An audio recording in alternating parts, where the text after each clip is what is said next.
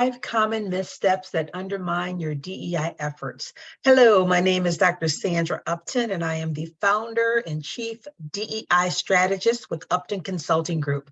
And I am so excited to be a part of the Wonder Women Tech Summit once again this year. And I just have a few minutes to share with you, but I am very thrilled to talk about some of the common missteps that DEI leaders and allies make when attempting to move the DEI work forward. I've been in the DEI space for over 25 years. I've worked in a wide range of settings, education, corporate, worked with Fortune 500, Fortune 100 companies. I've traveled extensively across the globe and worked with organizations at every stage of their DEI journey. So again, I'm excited to be with you today and to highlight again 5 common missteps that undermine your DEI efforts. So let's get into it, okay? So 5 misconceptions or missteps, and you can see highlighted on the screen. I want to walk through each of these and talk about why we make these missteps and how detrimental that can be to moving your DEI work forward. So the first thing that we do or don't do is we don't understand the relationship between diversity, equity, and inclusion and change management. DEI is all about change. We're simply trying to change behaviors and we're trying to change systems. And both of those are necessary if we're going to move the work forward. But the reality is that most organizations don't understand that relationship. Most DEI leaders and allies don't understand that relationship. And specifically, when we think about it from a change management perspective, we know that 94% of problems that organizations have, including those problems around DEI, 94% of those problems are a result of misunderstanding that systems are the main reason, or lack of systems or poor systems it's the main reason why we struggle.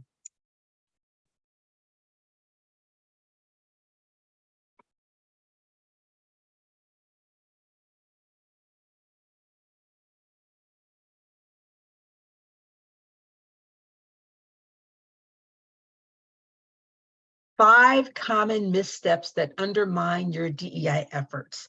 Hi, my name is Dr. Sandra Upton, and I am the founder and chief diversity, equity, and inclusion strategist with Upton Consulting Group, and I am thrilled to be part of this year's Wonder Women Tech Summit. I am one of the virtual speakers and look forward to talking to you today about some of the common myths that undermine your DEI efforts. I've been in the DEI space for over 25 years, and I've worked with a wide range of organizations, large and small, Fortune 100, Fortune 500 companies, and all over the world. And I have worked with organizations at every stage of their DEI journey. And I have seen time and time again them struggle with these 5 missteps that have a significant impact on your ability to move the DEI work forward. So let's get into it.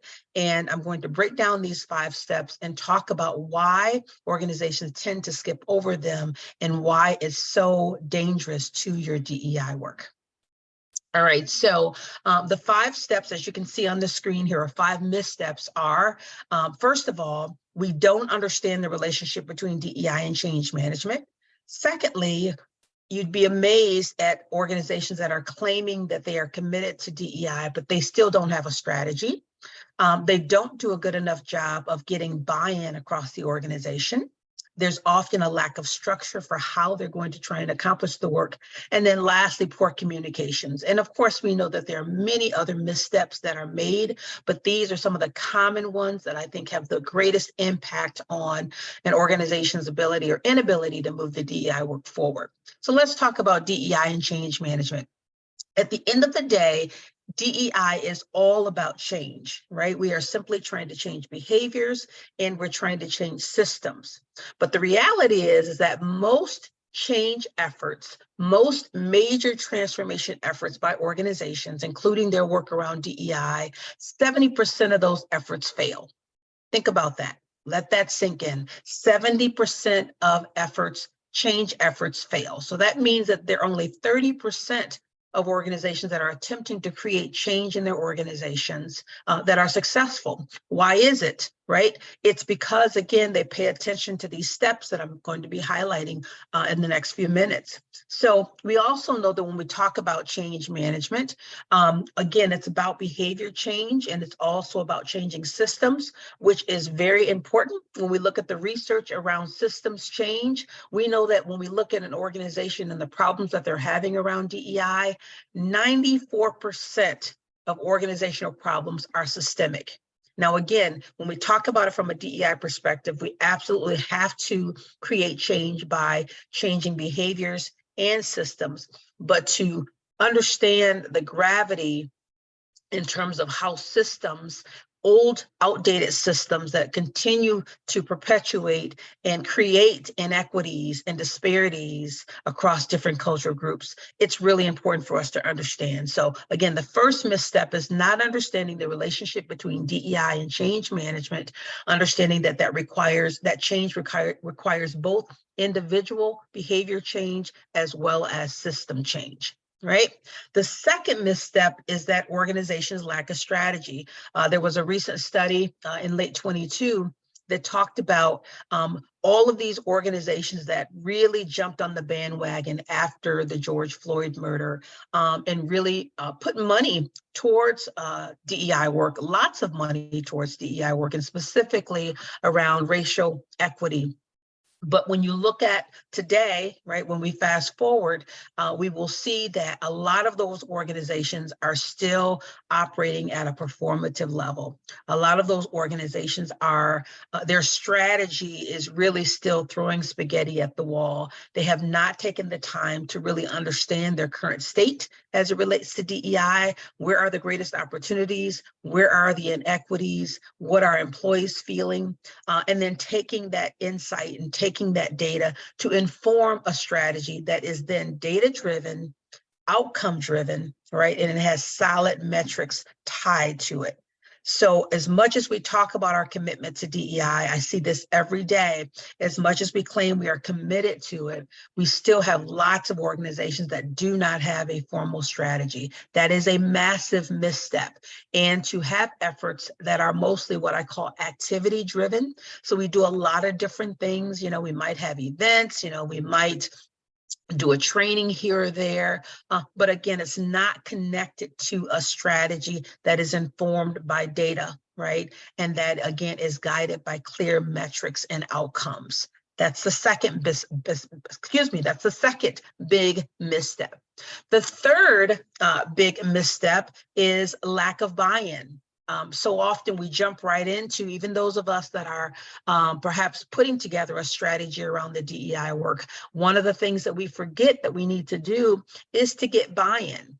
And again, I know some of us feel like, well, I'm tired of trying to convince people that this work is important. Well, that's part of the process. You have to help people understand why it is important. You have to help them understand what their role is in the work. And you have to help them understand what are going to be the benefits of committing to DEI. So that buy-in is important. And if we jump right into our efforts or jump right into our strategy, and we don't take the time to help people across the organization get on board, then again, we're going to undermine our efforts. Does that mean that we're going to get every single person in the organization committed to the work? No, it does not mean that. But it does mean that it does require a large number of people. So just to give you some kind of benchmark around how much buy-in you need to get the work really ingrained into the organization and to have people help you move the work forward, you need all of top leadership involved, 100%. And when I talk about top leadership,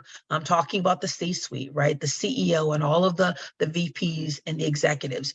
If you have individuals at that level of the organization and they are not committed to the work, you are going to have challenges. So you need 100% commitment at the top level. If we go down and think about middle management, if you have at least 75%, now the goal is, of course, to get 100%, but that's not always the reality. But if you have at least 75% of your middle management committed to this work, you are in a good space. And then when we go down further in the organization and we think about the rest of the organization, you want to have the majority of employees committed to it. Again, you are going to have resistors, and I could do a whole session on that. I won't have time for that today.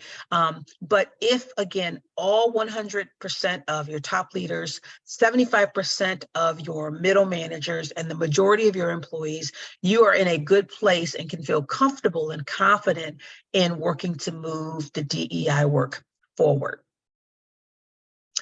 The next misstep is not having a structure, right? We know that DEI is a shared responsibility.